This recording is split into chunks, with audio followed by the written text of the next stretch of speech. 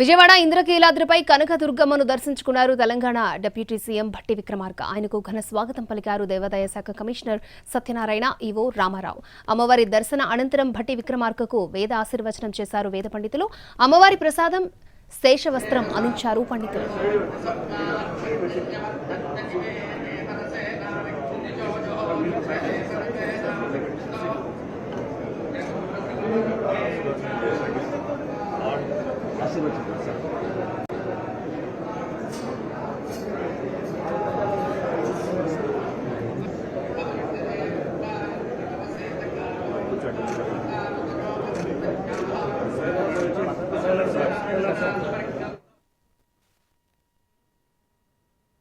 ఎన్నో ఆశలతో, కోరికలతో, ఆకాంక్షలతో ఏర్పడినటువంటి తెలంగాణ రాష్ట్రం సుభిక్షంగా ఉండాలని, తెలంగాణ ప్రజలందరూ కూడా మంచి భవిష్యత్తుతో ప్రపంచవ్యాప్తంగా కూడా వారు నిష్ణాతులుగా ఎదగాలని చెప్పి, అమ్మవారి ఆశీస్సులు రాష్ట్రానికి కావాలని చెప్పి వారిని కోరటం జరిగింది.